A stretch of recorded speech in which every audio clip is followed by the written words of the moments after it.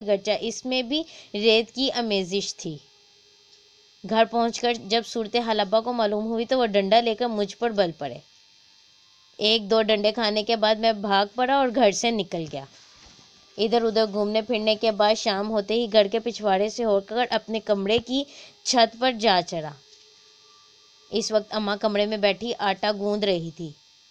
چھت پر قدموں کی چاپ نے ماں کو بتا دیا کہ بیٹا رات کو چھت پر سوئے گا۔ جب رات ہوئی اور سب کھانا کھا کے سونے چلے گئے تو اماں نے روٹی سالن رومال میں باندھا اور ایک شاپر میں ڈال کر چھت پر عین اس جگہ پھینکا جہاں میں لیٹا ہوا تھا۔ اس رات آنسو کی نہ رکنے والی لڑی کے ساتھ کھائے اس کھانے کا ذائقہ آج تک 5 اسٹار ہوٹل میں بھی نہیں مل سکا۔ جب کبھی مجھے پیسوں کی ضرورت ہوتی تو جانتا تھا کہ کوئی اور دے نہ دے، اماں نے ضرور دینے ہیں، لہٰذا مجھے جب بھی کسی چیز کی ضرورت ہوتی فوراً اماں کو کہتا اور وہ جھٹ سے حاضر ہو جاتی اور میری ضرورت پوری کر دیتی۔ اماں مجھے ہمیشہ کہتی، بیٹا ایک دن تو بڑا افسر بنے گا، نکمے ادھر ادھر دھیان نہ دے، خوب دل لگا کر پڑھائی کر، جب تو افسر بن کر گاڑی پر گاؤں آئے گا تو مجھے اگلی نشست پر بٹھا کر دربار لے جانا، وہاں میں اللہ کے نام کی دیگ چڑھاؤں گی، اور سن، اپنی گاڑی کے شیشے کالے نہ لگوانا، وگرنہ گاؤں والے مجھے کیسے دیکھیں گے کہ میں اپنے راج دلاڑے انور کی گاڑی میں بیٹھ کے جا رہی ہوں۔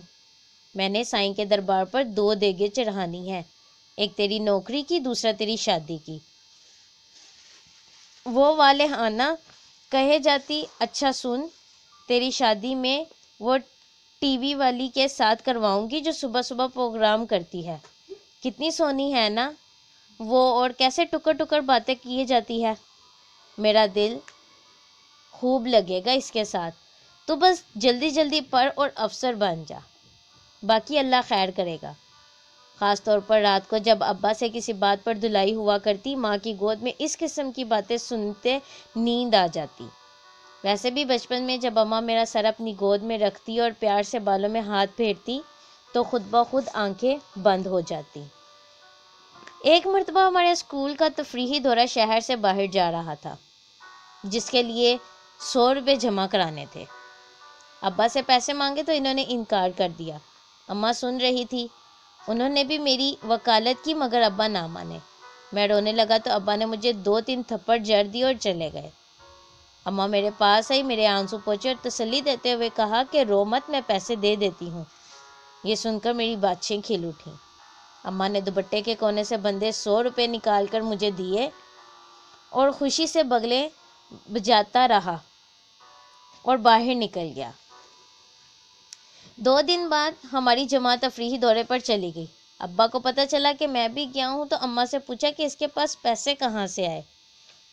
مزید کریدا تو پتہ چلا ابا نے اماں کو دوائی لانے کے لیے جو 100 روپے دیے تھے وہ انہوں نے مجھے دے ڈالے۔ ابا کو اس بات پر بڑا غصہ آیا اور اماں پر دھاڑتے رہے، اب خود کرانا علاج، مجھ سے دوبارہ پیسے نہ مانگنا۔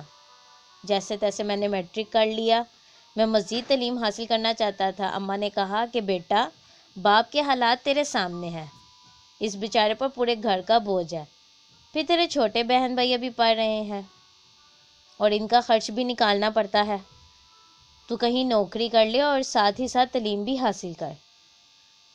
مگر میں راضی نہ ہوا۔ ادھر ابا نے پیسے دینے سے صاف انکار کر دیا۔ بلاخر جب کچھ نہ بن پڑا تو میں نے گھر چھوڑنے کی دھمکی دے دی۔ یہ سنتے ہی اماں تو زاروں کی تار رونے لگی، مگر ابا نے کہا تم نے منہ پر جواب دیا، لہٰذا آئندہ مجھے کبھی اپنی شکل مت دکھانا۔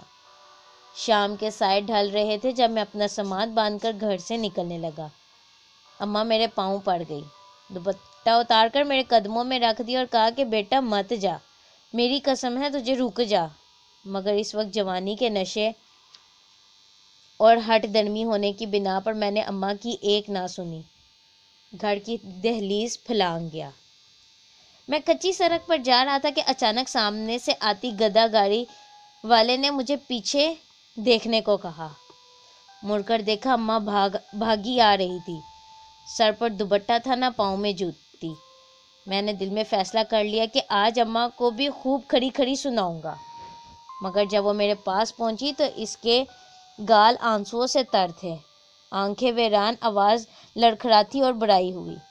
وہ روتے ہوئے بولی، بیٹا انور، تو خالی ہاتھ گھر سے جا رہا ہے، پتہ نہیں آگے تیرے ساتھ کیا بیتے۔ میرے پاس یہ 2 طلائی بالیاں ہیں جو میں نے تیری بہن کے کانوں میں ڈالنے کے لیے سنبھال رکھی تھی، اگر اس کی قسمت میں ہوئیں تو اور بن جائیں گی، ابھی تو لے جا، یہ تیرا نصیب ہے، مگر بیٹا لوٹ کے ضرور آنا، شہر جا کر اوروں جیسا مت بن جانا کہ مجھ سے محلے والوں کے تانے نہیں سنے جائیں گے اور نہ سہے جائیں گے۔ خوب دل لگا کر پڑھائی کرنا اور گھر والوں کو بھی یاد رکھنا۔ میں ہونکو کی طرح کھڑا اماں کا منہ تک رہا تھا، وہ میرے ہاتھ میں بالیاں پکڑا کر واپس چلی گئی۔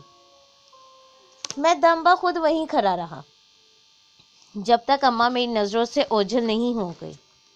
اس دوران اماں نے ایک بار بھی مڑ کر نہیں دیکھا، شاید کمزور دل ماں میں مڑنے کی یا مڑ کر دیکھنے کی ہمت نہیں تھی۔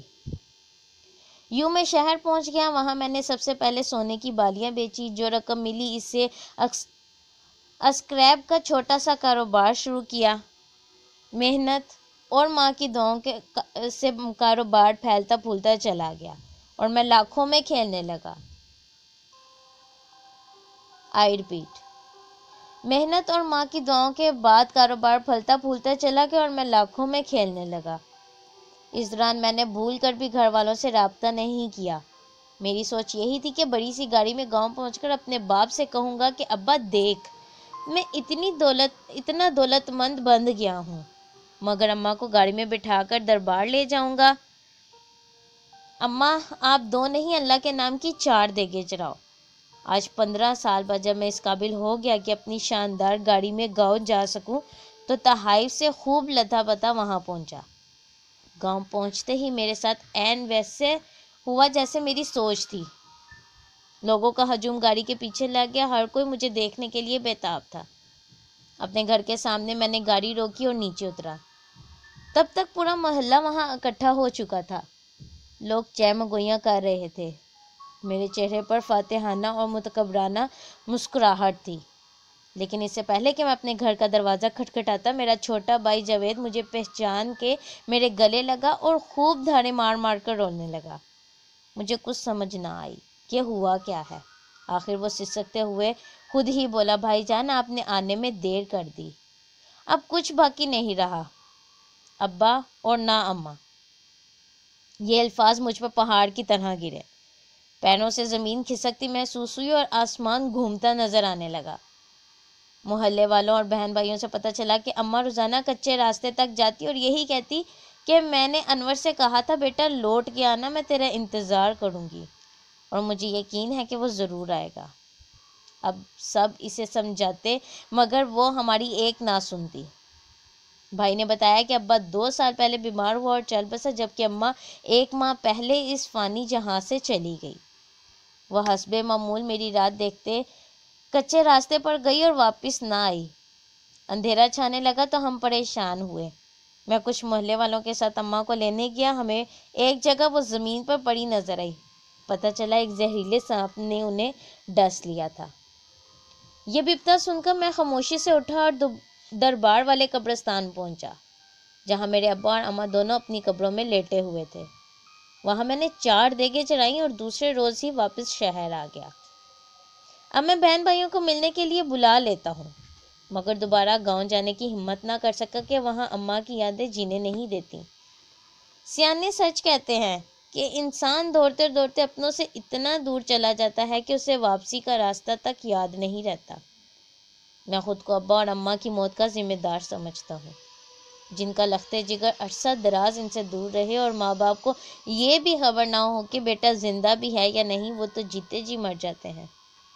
جس ماں نے زندگی بھر مجھے خوشیاں دینے اور خیال رکھنے کی خاطر اپنی زندگی اور خواہشات ترک کر دیں، یہاں تک کہ سبھی بہن بھائیوں پر مجھے فوقیت دی، میں نے اسے کیا دیا؟ مجھے تو آخری وقت اپنی عظیم ماں کا چہرہ تک دیکھنا نصیب نہ ہوا۔ میری جیسی اولاد کی مثال دھوبی کے اس کتے جیسی ہوتی ہے جو گھر کا رہتا ہے نہ گھاٹ کا۔ آخر میں میری دعا ہے کہ اللہ مجھے اس وقت تک زندہ رکھے جب تک میں اپنی غلطیوں کا ازالہ نہ کر لوں۔ میں اپنے بہن بھائیوں کو اپنے قدموں پر کھڑا کرنا چاہتا ہوں، جن کا حق مار کے میں نے خوشیاں حاصل کی اور معاشرے میں بلند مقام پایا۔ یہ تھی آج کے معاشرے سے ریلیٹڈ ایک تلخ حقیقت۔ اس طرح کی مزید ویڈیوز سننے کے لیے ہمارے چینل کو لائک اور سبسکرائب کرنا مت بھولیں۔ شکریہ۔